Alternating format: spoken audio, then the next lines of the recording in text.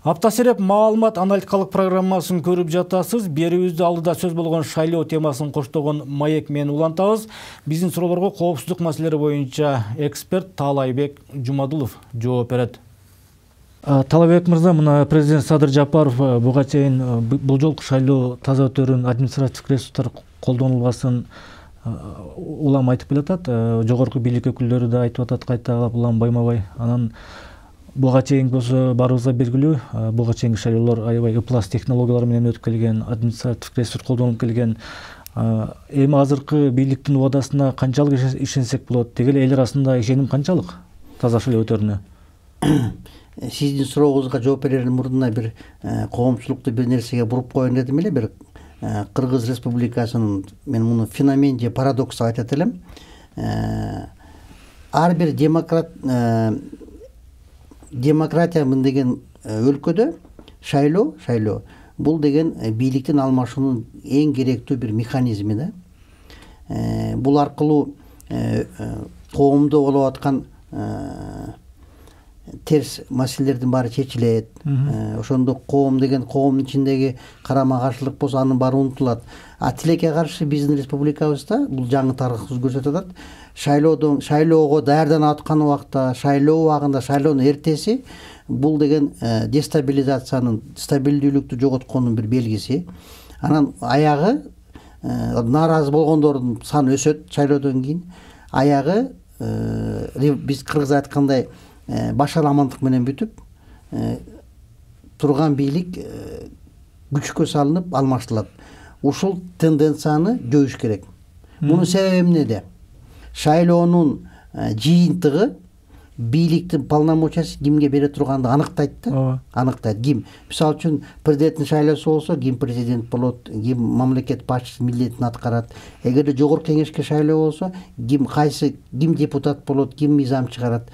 Бизде тилекке каршы бийликтеги кишилер же топ ошол шайлоонун жыйынтыгын бурмалаганга, өзүнө ыңгайлуу кылып жасаганга аракет жумшайт да. Бул үчүн баардык инструментарий колдонот. Административдик ресурс, сатып алуу, коркутуу, махинация жана башкалар. Эгерде биз ушул туура эмес матрицаны которбосок, анда ушундай ситуация боло берет. Азыр эми кандай болот кырдаал? Бүгүнкү күндө эми ал айтыш кичине кыйыныраак болуп атат, прогноз бериш. Бирок мындай анализ мындай көрсөтөт да, эч ким мындай сабак алган жок. Шайлоо процесси азыр мурункудай нукта эле кетип атат. Анткени чындыгын айтканда, мына списоктарды карасак, колунда барлар, акчасы көптөр, бийлик канчалык айтпасын, провластный партия, биз колдогон партия жок. Бирок элдин арасында сөз бар да, кимдин партиясы, кимдин аркасы менен болуп атат. Анткени биз реалист болсок, азыркы шайлоодо эгерде капчыгың толтура болбосо, акча болбосо, ресурс болбосо, бийликке келиш кыйын. Анткени биздин элдин социалдык маселелер чечилген эмес. Бизде элдер деген өзү жүрөгү менен эмес, мээси өзүнүн жүрөгү менен эмес, чын дили менен эмес, кусагы менен добуш бериши толук мүмкүнчүлүк бар да. Ошон үчүн мен ойлойм, бул күмөн шайлоо жакшы жыйынтык менен аяктайт депчи. Мен ушуну каалайт элем. Эртеси 29-ноябрда элдин баары ыраазы болуп, майрамдай илгерки шайлоодой болуп, бири-бирин куттуктап, бирок тилекке каршы бизде, мен мынтип ойлоп атам да, одномандаттуу округ 36 округ бар, ошол жерде ачак напряженности болот. Анан 20-дан көп партия шайлоого катышып атпайбы? Бүт кыйын болсо бир 5-6 бийликке кирет, калган партия останутся за бортом, алар да нааразы болот. Ошон үчүн бизде турбулентность болуп, ар кандай процесстер болуп кетиши мүмкүн да. Буга чейинки башаламандыктардын башкы себеби ошол шайлоонун таза өтпөшүнөн улам келип чыккан да, себеби ошол болгон. Анан азыр эми бийликтер таза шайлоо өткөрөбүз деп убада берип атпайбы кайра-кайра? Ушул канчалык мүмкүн таза шайлоо өткөрүү бизде? Эми мен уккан эмесмин чындыгында биздин жаңы тарыхта кайсы бийликтеги киши шайлоону таза өткөзбөйм деп. Анын баары эле айтып атпайбы? Аскар Акаевдин убагында дагы баласы, кызы шайлоого чыкканда айткан, биз деген таза шайлоо өткөзөбүз.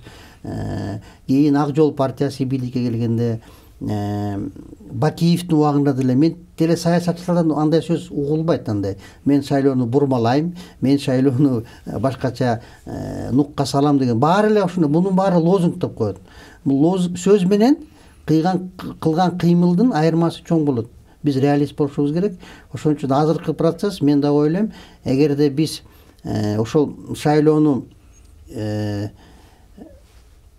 мыйзамдуулук жолуна салбасак, на путь созидания келбесек, анда шайлоонун кесепети опять кайра эле мурунку тырмоокко баскандай болуп эле кайра бийлик башаламандык болуп кетиши толугу менен мүмкүн. Ал үчүн эмне кылыш керек ошондой болбош үчүн?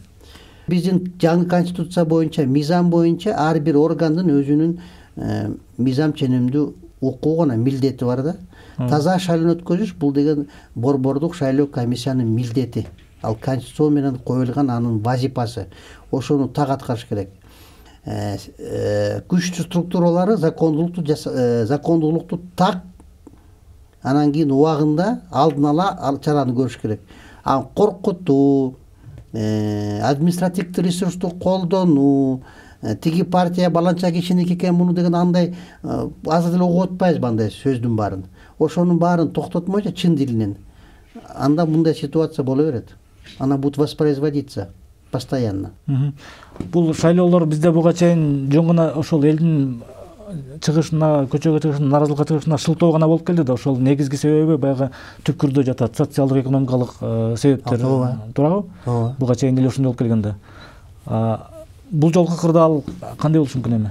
Эми бул жерде шайлоонун өзүн айтпадым, жана жыйынтыгын, шайлоонун жыйынтыгын бурмалаганга аракет кылбаса дагы баары бир башка күчтөр бар да бийликке келебиз деген. Ал ушул шайлоону шылтоо катары пайдаланышы мүмкүн да толугу менен. Шайлоо өзү алып келбейт революцияга. Шайлоонун жыйынтыгы да алып келбейт. Бул шайлоо ошол шылтоо гана болот. Спусковой крючок катары пайдаланат. Анткени терең, мисалы үчүн мыйзамдуу түрдө алмаштырылбаган бийлик, бул терең себептери бар да. Ошол терең себептерди биз жоймоюнча, анда ушундай ситуация кайталана берет да. Негизи мындай тартип бар да, шайлоону бүткөндөн кийин эртеси кийинки шайлоого даярдана башташ керек дегендейчи.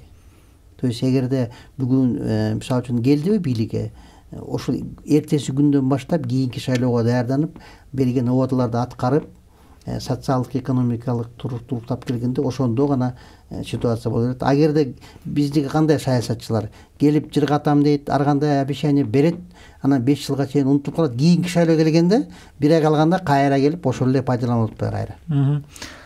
Эгер азыркы шайлоодо чын эле административдик ресурс колдонулбаса, бир таза шайлоо өткөрүүгө аракеттер болсо, ошондо кандай болот кырдаал?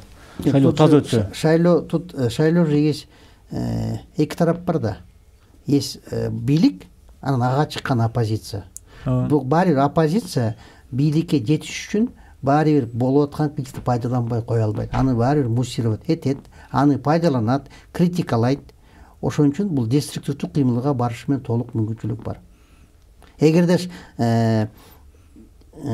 критикаганга негиз жок болсо, анда оппозиция жок болсо, ошондо шайлоо СССРдин убагында шайлоону эч кимде такыр кызыкчу эмес. Өтүп кетчү өзү, эч ким ага көңүл бурчу эмес. Поэтому бул жерде объективдүү түрдө ошого тиешелүү шарттар түзүлүп атат да, объективдүү түрдө. Баары бир бийлик өткөзгөн күндө дагы административный ресурс жок, таза өткөзөм шарт түзүп берген күндө дагы есть другие силы деструктивные, которые заинтересованы ушуну дестабилизация кылганга. Бунун табияты ушундай шайлоонун. Ооба. Дестабилизациянын алдын алуу үчүн кандай чаралар керек анда? Эң биринчиден, сиз туура айтасыз, алдын алуу үчүн анча туура маалыматты алыш керек. Ким кандай пландарды коюп атат. Анан алдын ала чараларды колдонуш керек. Эгерде бирөөлөр революция кылабыз же насильственный захват кылабыз деген пландар болсо, аларды убагында тиешелүү маалыматты алып, алар менен профилактикалык жумушту жүргүзүп, эгерде түшүнбөсө, аларды жоопкерчиликке тартыш керек. Башка жол жок. Бирок муну мен ойлоп атам, эгерде коом өзү кой биз урушканды токтотуп, бирибиздин жаман жагыбызды сүйлөй коелу, андан көрөк туруктуулук жолуна түшөлү, өнүгүү жолуна түшөлү десе, ошол эле механизм. Ал үчүн бизге улуттук идеология керек, улуттук идея керек. биз коом биринчи орунга биригүү консолидацияны коюшубуз керек да. Ошондо гана ушу менен чекит коюлат башаламандыктарга. ооба. Шайлоо бизде да ошол сивилдүү өлкөлөрдөй баягы бийликти тынч жол менен алмашуусуна ошондой жолго өтөт да ошондо. Ооба. Эгерде биз жана мен айткан матрицаны оодарып койсок, башкача кылыпчы, ушу шайлоонун жыйынтыгы ким кандай бийликтин полномочиясына келгенде эгерде так аткарсак, ошондо биз деген бирибизди куттуктап эртеси, таарынбай, ынтымак менен дагы кийинки шайлоого чейин жашаш керек. Биздин элита түшүнсө ушуну, что есть механизм сменяемости власти, законный. Кийинки шайлоонун жыйынтыгын баардык тарап сыйлаш керек. Утулганы дагы, утканы дагы. Биз ошону үйлөнсөк, ошону сыйласак, биз ойлосок, что бийликке бир эле жол бар келгенге, таза шайлоо аркылуу. Анан башаламандык менен, анан басып алам, анан митинг менен келген деген, ошонун баарын муну деген биз кылмыш катары көрүшүбүз керек. Ошон үчүн ошондой кыймылга баргандардын баарын жоопкерчиликке тартышыбыз керек. Независимо от занимаемой должности. Эң негизгиси наказаниянын бир эле принципи бар да, бул неизбежность, неотвратимость наказания. Эгерде любой киши билсек, мен кылган кыймылым үчүн, кылган сүйлөгөн сөзүм үчүн жоопкерчиликке тартылам деп билсе, бул будет неизбежно болгондо, ошондо гана тартип болот. Ал үчүн биздин коом, элдин даярдыгы да болуш керек, таң сезими ошолго. Да, эң биринчиден коом, ар бир киши өзүн өзү башташ керек да. Өзүн өзү башташ керек биринчи. Бул үчүн бул эми көп проблема. Мен ойлоп атам, биздин жаңы келген мамлекеттик катчы ушул проблема менен түздөн түз аракет кылат деп ойлойм да. Рахмат сизге.